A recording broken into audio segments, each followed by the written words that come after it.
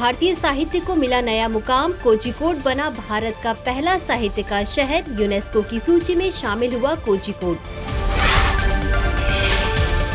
सार्वजनिक परीक्षा अनुचित साधनों की रोकथाम अधिनियम 2024 हुआ लागू। सरकारी भर्ती परीक्षाओं में नकल पर लगेगी रोक। भर्ती परीक्षाओं में पारदर्शिता और निष्पक्षता को मिलेगा बढ़ावा।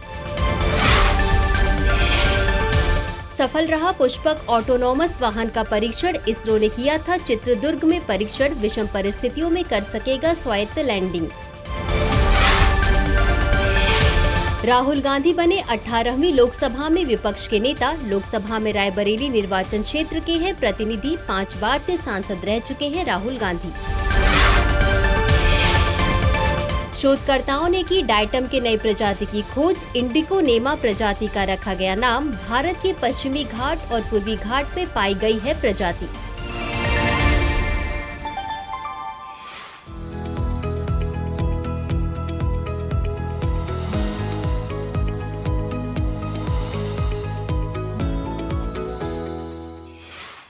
हाल ही में कोझिकोड को आधिकारिक तौर पर भारत का पहला यूनेस्को साहित्य का शहर घोषित किया गया। इसकी घोषणा यूनेस्को द्वारा की गई है।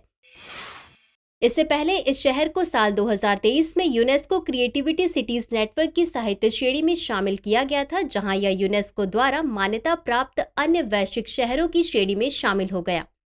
बता दें कि कोझिकोड, जिसे पहले कालीकट के नाम से जाना जाता था, यह केरल राज्य में स्थित एक ऐतिहासिक और सांस्कृतिक रूप से समृद्ध शहर है। यह फारसियों, अरबों, चीनी और यूरोपीय लोगों सहित विभिन्न सभ्यताओं के लिए तटीय प्रवेश द्वार के रूप में कार्य करता था। साथ ही यह शहर एक प्राचीन व्यापारिक केंद्र के रूप में भी प्रसिद्ध है। यह वही स्थान है जहां पुर्तगाली खोजकर्ता वास्को डी गामा 1498 में पहली बार भारत पहुंचा था। यह प्रसिद्ध मलयालम लेखक एम.टी. वासुदेवन नायर की साहित्यिक गतिविधियों का केंद्र भी रहा है। यहाँ 500 से ज्यादा पुस्तकालय कार्यरत हैं, जो साहित्य और ज्ञान के प्रति प्रेम को बढ़ावा दे रहे हैं। यह शहर लेखकों, स्थानीय प्रतिभाओं और रचनात्मक नवाचार को प्रोत्साहित करता है, जिसके लिए यह ललिता पुरस्कार, एस.के. पोट्टेकट साहित्य पुरस्कार और मातृभूमि साहित्य पुरस्कार प्रदान करता है। गौरतलब है कि एडिनबर्ग यूनेस्को द्वारा 2004 में साहित्य के शहर की उपाधि से सम्मानित होने वाला पहला शहर है। जानकारी के लिए बता दें कि यूनेस्को यानी संयुक्त राष्ट्र शैक्षिक, वैज्ञानिक और सांस्कृतिक संगठन एक अंतर्राष्ट्रीय संगठन है। इसकी स्थापना 1945 में की गई थी। यह पेरिस में स्थित संयुक्त राष्ट्र की एक विशेष एजेंसी है। इसका उद्देश्य शिक्षा, विज्ञान, संस्कृति और संचार के माध्यम से शांति और सुरक्षा को बढ़ावा देना है। इसके 194 सदस्य देश हैं। भारत इसका संस्थापक सदस्य देश है। हाल ही में शिक्षा मंत्रालय ने जून 2024 में होने वाली यूजीसी नेट परीक्षा को रद्द कर दिया है। मंत्रालय ने एनटीए द्वारा आयोजित की गई यूजीसी नेट परीक्षा में अनियमितता के चलते यह कदम उठाया है। हालांकि इसके अलावा नीट यूजी परीक्षा की निष्पक्षता को लेकर भी आरोप लगे थे। ऐसे में सरकार ने परीक्षाओं में धांधली पर रोक लगाने के लिए सार्वजनिक परीक्षा अनुचित साधनों की रोकथाम अधिनियम 2024 लागू किया है। बता दें कि सार्वजनिक परीक्षा अनुचित साधनों की रोकथाम अधिनियम 2024 लोकसभा में पारित एक कानून है। इसका उद्देश्य सरकारी भर्ती परीक्षाओं में कदाचार के मुद्दे को संबोधित करना है। यह कानून 21 जून 2024 को लागू हुआ है। इसमें परीक्षा में की गई अनियमितता को अपराध की सूची में शामिल किया गया है, जिसमें प्रश्न पत्र या उत्तर कुंजी का लीक करना, प्रत्यक्ष या अप्रत्यक्ष रूप से अनुचित तरीके से अभ्यर्थियों की सहायता करना तथा कंप्यूटर नेटवर्क संसाधनों या प्रणालियों से छेड़छाड़ करना शामिल है। वहीं इसमें सेवा प्रदाताओं के साथ सहयोग करना तथा फर्जी वेबसाइटों का उपयोग करने के साथ साथ गोपनीय जानकारी लीक करना भी शामिल है। साथ ही इसमें कठोर दंड का प्रावधान किया गया है, जिसमें न्यूनतम 3 से 5 साल का कारावास और साथ ही 10 लाख रुपए तक का जुर्माना शामिल है। वहीं अधिनियम में परीक्षा संचालन के लिए नियुक्त सेवा प्रदाताओं पर 1 करोड़ रुपए तक के जुर्माने का प्रावधान किया गया है। साथ ही सार्वजनिक परीक्षाओं में उनकी भागीदारी पर 4 वर्ष का प्रतिबंध लगाने का प्रावधान भी है।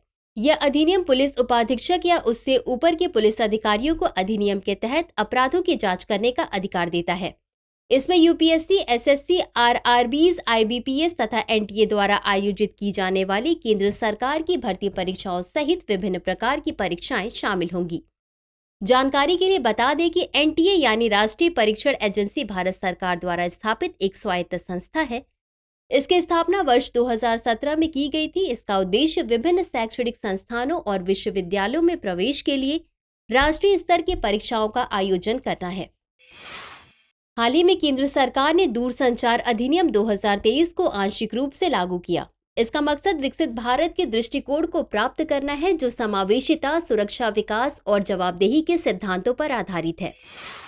इसका उद्देश्य दूरसंचार सेवाओं और नेटवर्क के विकास, विस्तार और संचालन तथा स्पेक्ट्रम का आवंटन करना है और साथ ही इससे जुड़े मामलों से संबंधित कानून को संशोधित और एकीकृत करना है। यह अधिनियम भारतीय टेलीग्राफ अधिनियम 1885 और भारतीय वायरलेस टेलीग्राफ अधिनियम 1933 की जगह लेगा। बता दें कि दूरसंचार अधिनियम 2023 के तहत सार्वभौमिक सेवा दायित्व निधि को बदलकर डिजिटल भारत निधि कर दिया जाएगा, जिसका उपयोग अनुसंधान एवं विकास तथा पायलट परियोजनाओं के वित्त पोषण के लिए किया जाएगा। वहीं इस नियमों में उपभोक्ताओं को स्पैम और अनुचित संचार से बचाने का भी प्रावधान किया गया है। यह नियम सरकार को राष्ट्रीय सुरक्षा, विदेशी राज्यों के साथ मैत्रीपूर्ण संबंधों या युद्ध की स्थिति में किसी भी दूरसंचार सेवा या नेटवर्क के नियंत्रण और प्रबंधन को अपने हाथ में लेने की अनुमति देता है। जानकारी के लिए बता दें कि दूरसंचार अधिनियम 2023 को संसद द्वारा दिसंबर 2023 में पारित किया गया था। इसको राष्ट्रपति की स्वीकृति मिलने के बाद आधिकारिक राजपत्र में प्रकाशित किया गया। हाल ही में राष्ट्रपति द्रौपदी मुर्मू ने भर्तृहरि महताब को 18वीं लोकसभा के प्रोटेम स्पीकर के रूप में शपथ दिलाई है। प्रोटेम स्पीकर की नियुक्ति राष्ट्रपति द्वारा अस्थायी अध्यक्ष के रूप में की जाती है। यह नए सांसदों को शपथ दिलाता है और साथ ही स्थायी अध्यक्ष के निर्वाचित होने तक सदन की कार्यवाही की देखरेख में महत्वपूर्ण भूमिका निभाता है। गौरतलब है कि प्रोटेम एक लैटिन शब्द है जिसका अर्थ होता है फिलहाल के लिए। बता दें कि प्रोटेम स्पीकर को सामान्यतः सदन के सबसे वरिष्ठ सदस्यों में से नियुक्त किया जाता है। हालांकि भारतीय संविधान में इसके पद का उल्लेख नहीं है, जबकि आधिकारिक तौर पर संसदीय कार्य मंत्रालय की कामकाज पुस्तिका में इसके नियुक्ति और शपथ ग्रहण का जिक्र किया गया है। वहीं लोकसभा के स्थायी अध्यक्ष के चयन के बाद प्रोटेम स्पीकर का पद समाप्त हो जाता है। जानकारी के लिए बता दें कि लोकसभा अध्यक्ष, जिसे स्पीकर भी कहा जाता है, भारतीय संसद के निम्न सदन यानी लोकसभा का प्रमुख अधिकारी होता है। वहीं लोकसभा एक उपाध्यक्ष भी होता है। भारत में इसकी उत्पत्ति 1921 में भारत सरकार अधिनियम 1919 के अंतर्गत प्रेसिडेंट तथा डिप्टी प्रेसिडेंट के रूप में हुई थी, जहां भारत सरकार अधिनियम 1935 में प्रेसिडेंट और डिप्टी प्रेसिडेंट के नामों को अध्यक्ष और उपाध्यक्ष में बदल दिया गया। गौरतलब है कि भारतीय संविधान के अनुच्छेद 93 के अंतर्गत अध्यक्ष और उपाध्यक्ष की नियुक्ति की जाती है। इनका कार्यकाल 5 वर्ष का होता है। यह संसद के दोनों सदनों की संयुक्त बैठक की अध्यक्षता करता है। वहीं यह निर्णय करता है कि कोई विधेयक धन विधेयक है अथवा नहीं। साथ ही इसे गणपूर्ति के अभाव में सदन को भंग या बैठक को स्थगित करने की शक्ति प्राप्त है। हाल ही में राहुल गांधी को 18वीं लोकसभा में विपक्ष का नेता नियुक्त किया गया है। राहुल गांधी 5 बार से सांसद रह चुके हैं और वर्तमान में लोकसभा में रायबरेली निर्वाचन क्षेत्र का प्रतिनिधित्व कर रहे हैं। बता दें कि लोकसभा में विपक्ष के नेता का पद पिछले 10 वर्षों से खाली था। वहीं साल 2014 और 2019 में किसी विपक्षी दल के पास इसके लिए जरूरी न्यूनतम 10% लोकसभा सदस्य भी नहीं थे। बता दें कि सदन में विपक्ष के नेता के रूप में ऐसे सबसे बड़े विपक्षी दल के नेता को मान्यता दी जाती है जिसने सदन की कुल सीटों का कम से कम 10वां हिस्सा जीता हो। वह सरकार की नीतियों की रचनात्मक आलोचना करता है और एक वैकल्पिक सरकार प्रदान करता है। इससे कैबिनेट मंत्री के बराबर वेतन, भत्ता एवं अन्य सुविधाएं मिलती हैं। गौरतलब है कि संविधान में विपक्ष के नेता के पद का उल्लेख नहीं है, बल्कि संसदीय संविधि में किया गया है। यह प्रधानमंत्री एवं कैबिनेट मंत्री के साथ मुख्य चुनाव आयुक्त एवं अन्य 2 चुनाव आयुक्तों की नियुक्ति का चयन करने वाली समिति का हिस्सा होता है। साथ ही Lokpal, ED, CBI director, CVC, CIC, NHRC आदि के प्रमुख को चुनने वाले समितियों का भी सदस्य होता है। लोकसभा में विपक्ष का नेता बनने के लिए उसे लोकसभा का सदस्य होना चाहिए तथा सरकार के विपक्ष में सबसे अधिक संख्या वाली पार्टी का सदस्य हो तथा उसे लोकसभा अध्यक्ष द्वारा मान्यता प्राप्त की हो। जानकारी के लिए बता दें कि लोकसभा के पहले विपक्ष के नेता 1969 में राम सुभाग सिंह को नियुक्त किया गया था। हालांकि लोकसभा ने 1969 तक विपक्ष के किसी आधिकारिक नेता को मान्यता नहीं दी थी, जबकि वैधानिक मान्यता साल 1977 में प्रदान की गई थी। हाल ही में इसरो ने तीसरा RLV लेक्स का सफलतापूर्वक परीक्षण किया है। RLV लेक्स 3 यानी रीयूजेबल लॉन्च व्हीकल लैंडिंग प्रयोग का परीक्षण कर्नाटक के चित्रदुर्ग में किया गया, जहां इसने लॉन्च की चुनौतीपूर्ण स्थितियों और विषम वायु परिस्थितियों में RLV की स्वायत्त लैंडिंग की क्षमता को प्रदर्शित किया। बता दें कि लेक्स 3 मिशन के अंतर्गत पुष्पक नामक ऑटोनॉमस वाहन को भारतीय वायुसेना के चिनूक हेलीकॉप्टर से 4.5 किलोमीटर की ऊंचाई से छोड़ा गया था, जहां इसने रनवे से दूर रिलीज पॉइंट से स्वायत्त रूप से क्रॉस रेंज सुधार युद्धाभ्यास को अंजाम दिया और रनवे की केंद्र रेखा पर सटीक क्षैतिज लैंडिंग की। लैंडिंग के दौरान वाहन का वेग 320 किलोमीटर प्रति घंटे से अधिक था, जिसे ब्रेक पैराशूट का उपयोग करके वाहन की गति को 100 किलोमीटर प्रति घंटे तक कम किया गया। इस मिशन में वाहन को निर्देशित करने के लिए एक मल्टी सेंसर फ्यूजन का उपयोग किया गया। वहीं मिशन में इसकी पिछली उड़ानों के प्रमुख भागों का पुनः उपयोग किया गया, जो आरएलवी की लागत बचत क्षमता को दर्शाती है। जानकारी के लिए बता दें कि आरएलवी यानी रीयूजेबल लॉन्च व्हीकल एक ऐसा यान है जिसे अंतरिक्ष में प्रक्षेपण के बाद वापस धरती पर लाया जा सकता है और पुनः उपयोग किया जा सकता है। इस प्रकार के यान को अंतरिक्ष अभियानों की लागत को कम करने और अंतरिक्ष में आसान पहुंच प्रदान करने के लिए बनाया जाता है।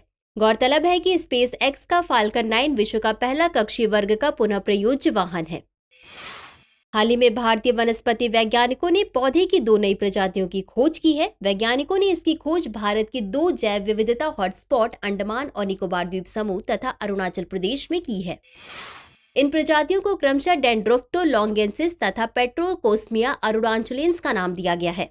बता दें कि डेंड्रोफ्थोलॉन्गेंसिस एक वायवीय तना परजीवी पुष्पीय पादप प्रजाति है जो मध्य अंडमान के लॉन्ग आइलैंड में खोजा गया है, जहां उष्णकटिबंधीय आम का पौधा इसका मुख्य मेजबान है।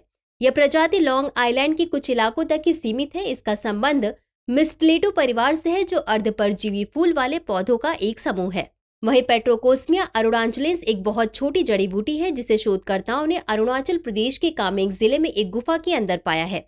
ऐसे में शोधकर्ताओं का मानना है कि इस प्रजाति को सूर्य के प्रकाश की कम आवश्यकता होती है। यह प्रजाति बैंगनी धब्बों सहित पूरी तरह से सफेद होती है। इसके पौधे की बनावट रोएदार होती है। यह भारत में पेट्रोकोस्मिया वंश की दूसरी ज्ञात प्रजाति है जो गेस्नेरियासी परिवार से संबंधित है। वहीं इसकी उपस्थिति यह दर्शाती है कि अरुणाचल प्रदेश क्षेत्र में समृद्ध जैव विविधता है। जानकारी के लिए बता दें कि जैव विविधता हॉटस्पॉट ऐसे भौगोलिक क्षेत्र होते हैं जहां दुर्लभ और स्थानिक प्रजातियों सहित विभिन्न प्रजातियों की मौजूदगी होती है। वर्तमान में दुनिया भर में 36 मान्यता प्राप्त जैव विविधता हॉटस्पॉट हैं। वहीं किसी क्षेत्र की जैव विविधता हॉटस्पॉट घोषित करने के लिए 2 मानदंडों को पूरा करना होता है, जिसमें पहला है संवहनी पौधों की कम से कम 1500 प्रजातियां शामिल हो जो पृथ्वी पर कहीं और न पाई जाती हो। वहीं दूसरा, इसमें मूल प्राकृतिक वनस्पति का 30% या उससे कम हिस्सा होना चाहिए।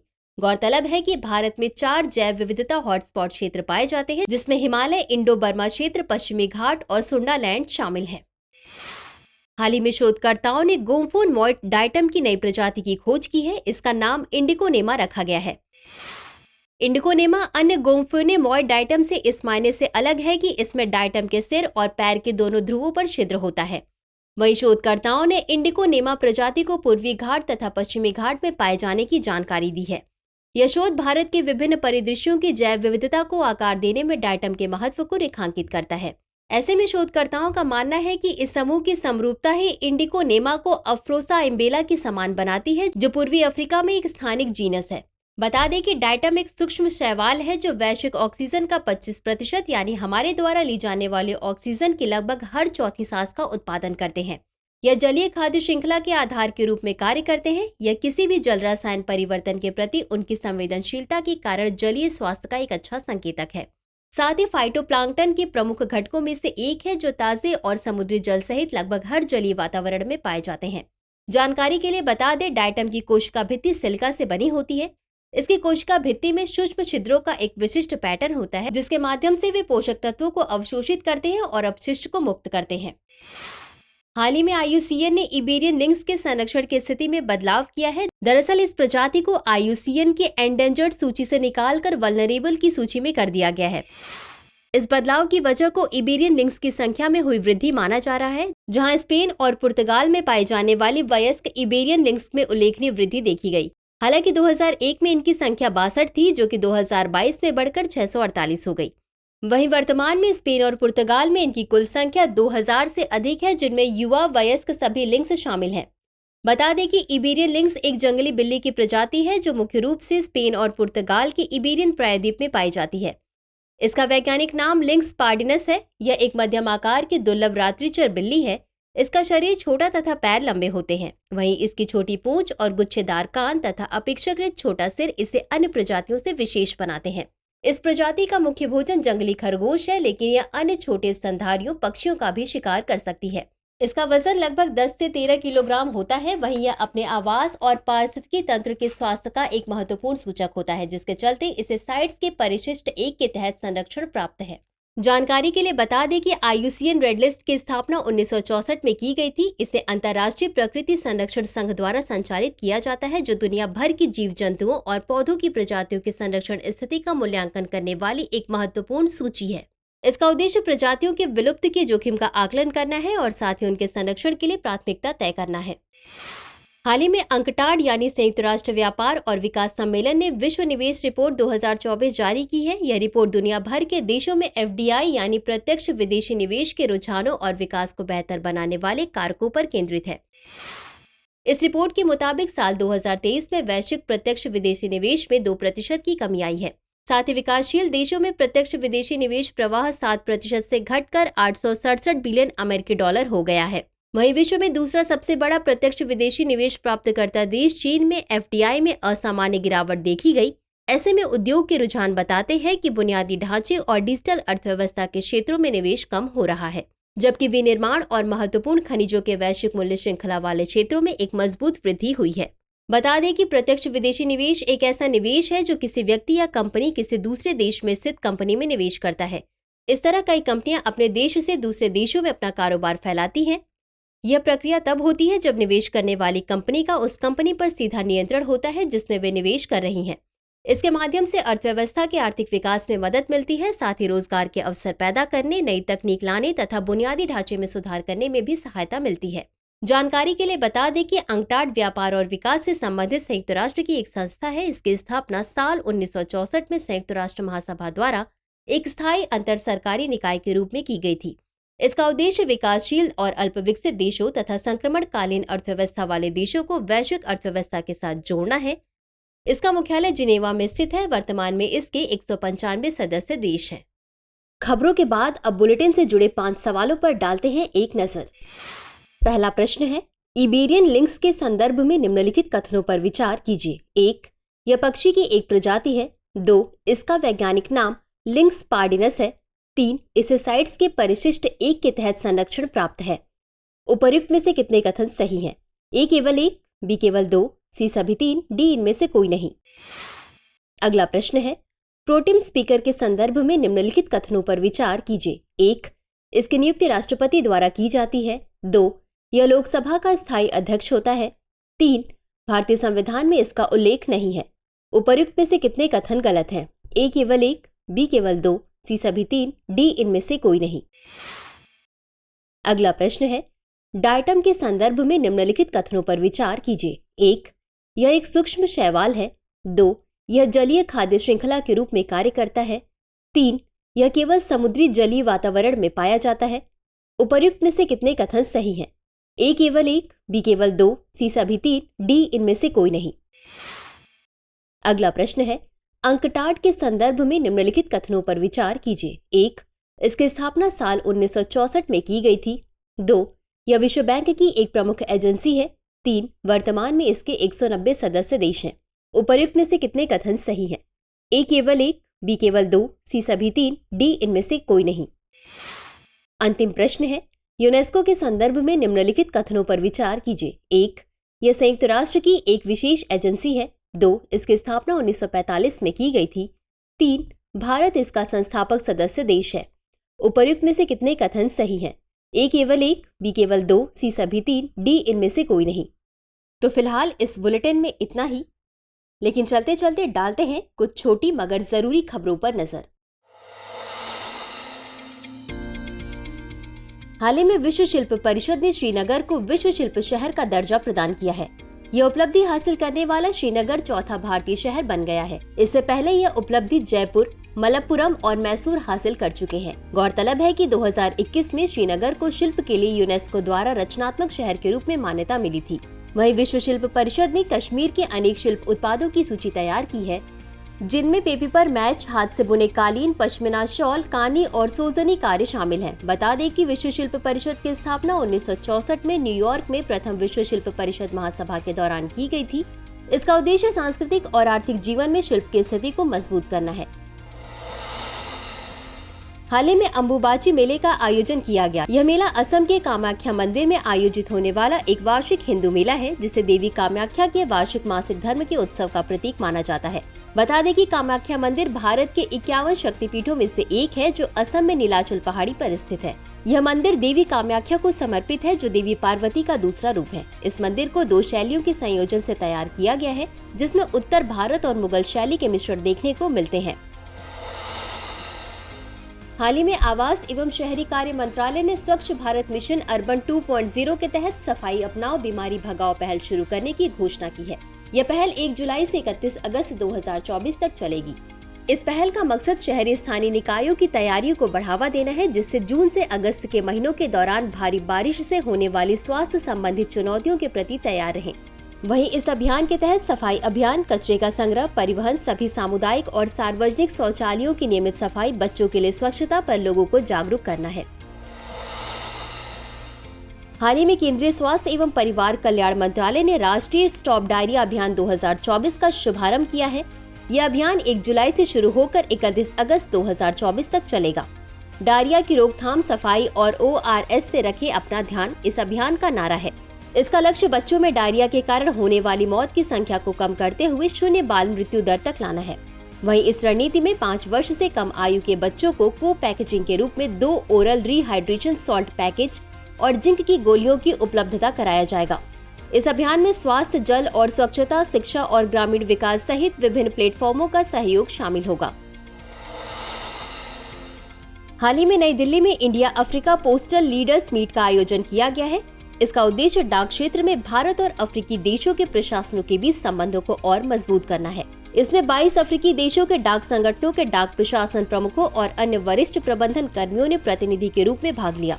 बता दें कि यह यूनिवर्सल डाक यूनियन के दक्षिण और त्रिकोणीय सहयोग कार्यक्रम के तहत एक पहल है। इसे इंडिया डाक और यूनाइटेड स्टेट्स डाक सर्विस के सहयोग से आयोजित किया गया था। इस बैठक का मुख्य विषय स्टडी विजिट्स के माध्यम से क्षमता निर्माण करना है। इस दौरान भारत अपने इंडिया पोस्ट के माध्यम से अपनी सेवाओं की एक विस्तृत श्रृंखला की डिलीवरी का प्रदर्शन करेगा। इसमें ई-कॉमर्स, पार्सल, डाक निर्यात केंद्र और डाक वित्तीय सेवाएं और इंडिया पोस्ट पेमेंट्स बैंक द्वारा प्रदान की जाने वाली सेवाएं शामिल हैं। हाल ही में केरल विधानसभा ने सर्वसम्मति से एक प्रस्ताव पारित किया, जिसमें केंद्र सरकार से राज्य का नाम बदलकर केरलम करने का आग्रह किया गया। इस प्रस्ताव के तहत संविधान की पहली अनुसूची में केरल का आधिकारिक नाम बदलकर केरलम करने की मांग की गई है। वहीं इस प्रस्ताव का मकसद राज्य के आधिकारिक नाम को मलयालम उच्चारण के साथ जोड़ना है। बता दें कि भारतीय संविधान के अनुच्छेद 3 और अनुच्छेद 4 के तहत किसी राज्य के नाम में बदलाव करने का प्रावधान किया गया है। हाल ही में वैज्ञानिकों ने बालोन नामक एक प्रोटीन की खोज की है। यह प्रोटीन साइक्रोबैक्टर यूरिटोवोरन्स नामक जीवाणु को सक्षम बनाता है। वैज्ञानिकों का मानना है कि बालोन बैक्टीरिया के राइबोसोम के सक्रिय प्रोटीन संश्लेषण केंद्रों से बंधा होता है, जो राइबोसोम को नए प्रोटीन बनाने से रोकता है। वहीं इसकी कार्यप्रणाली अन्य प्रोटीनों से भिन्न होती है, जो कोशिकाओं को धीमा करने या बंद करने में मदद करते हैं। जहां इसकी खोज यह समझने में मदद करेगी कि बैक्टीरिया आर्कटिक परमाफ्रॉस्ट जैसे कठोर वातावरण में कैसे जीवित रहते हैं। साथ ही यह भी पता चल सकता है कि साइक्रोबैक्टर समूह के जीवाणु, जो प्रशीतित भोजन को सड़ा देते हैं, अत्यधिक ठंडे तापमान में जीवित कैसे रहते हैं। हाल ही में स्पेस वेरिएबल ऑब्जेक्ट्स मॉनिटर नामक उपग्रह को चीन के शीचांग सैटेलाइट लॉन्च सेंटर से लॉन्च किया गया है। यह चीन और फ्रांस द्वारा संयुक्त रूप से बनाया गया पहला खगोल विज्ञान उपग्रह है, जो गामा रे बर्स्ट का अध्ययन करेगा। बता दें कि गामा रे बर्स्ट एक अत्यधिक ऊर्जावान गामा किरणों का विस्फोट है, जो ब्रह्मांड की सबसे विस्फोटक घटनाओं जैसे ब्लैक होल के बनने एवं न्यूट्रॉन तारे के टकराव के कारण उत्पन्न होते हैं। ऐसे में नासा का मानना है कि गामा किरण विस्फोट ब्रह्मांड में सूर्य की चमक से 1 क्विंटिलियन गुना अधिक तीव्रता वाली चमक के साथ फटते हैं। यह विस्फोट 2 प्रकार का होता है, जिनमें लघु गामा किरण विस्फोट तथा दीर्घ गामा किरण विस्फोट शामिल है। प्रिय व्यूअर्स, हमारी टीम कोशिश करती है कि आपको दी गई खबरों में एक भी गलती ना हो, लेकिन यदि किसी सोर्स या ह्यूमन एरर की वजह से ऐसी गलती हो जाती है, तो इस वीडियो के कमेंट बॉक्स में उस गलती को सुधार कर पिन कर दिया जाता है। यह आपको कमेंट बॉक्स में सबसे ऊपर दिखाई देता है। डियर व्यूअर्स, अपने एग्जाम की तैयारी को और बेहतर करने के लिए हमारे चैनल को लाइक, शेयर और सब्सक्राइब करना न भूलें।